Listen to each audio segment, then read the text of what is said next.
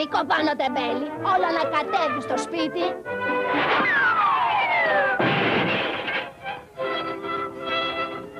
Αν δεν ήταν Χριστούγεννα, θα σε πετούσα έξω. Και τώρα σε προειδοποιώ για τελευταία φορά. Ξανακάνες ζημιά και θα βρεθείς έξω στο κρύο.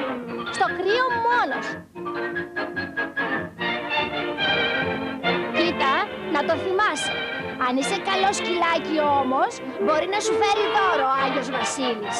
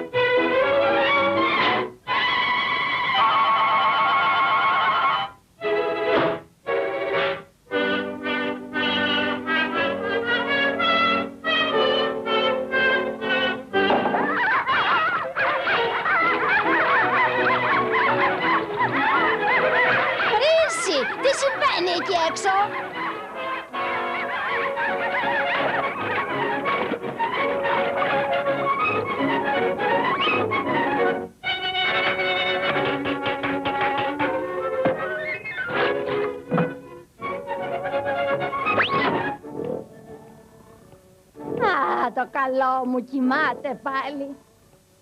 Ωραία. Έτσι δεν μπλέκεσαι σε μπελάδες.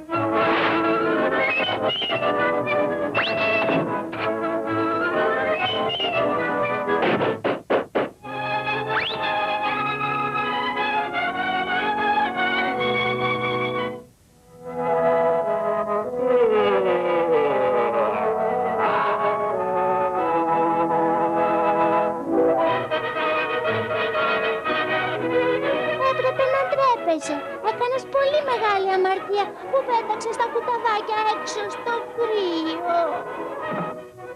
Μη σκοτίζεσαι, φίλε. Μην είσαι χαζός. Νομίζεις ότι είσαι ο πρώτος που το κάνει. Το θέμα είναι ένα. Γιατί να χάσεις το σπιτικό σου για εκείνα τα μιξιάρικα, Όχι! Αυτό, μωράκια, τα πέταξες έξω στο κρύο. Πήγαινε να τα μαζέψεις και έτσι θα σου συγχωρεθούν όλα.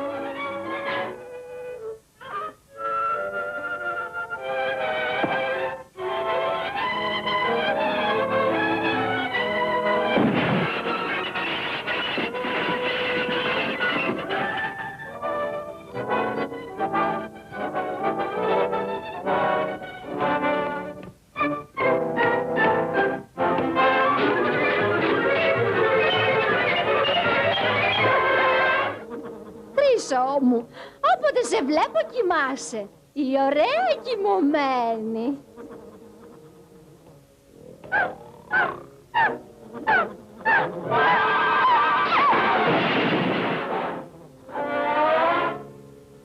η τελευταία ζημιά που έκανες. Αμέσως έξω, παλιό. Γλυκό μου, γιατί δεν μου το είπες? Τι γλυκούλικα κουταβάκια. Αχ, είναι τόσο όμορφα και σου μοιάζουν όλα, πρίνσι. Αχ, τα παιδιά θα περάσουν υπέροχα Χριστούγεννα φέτος.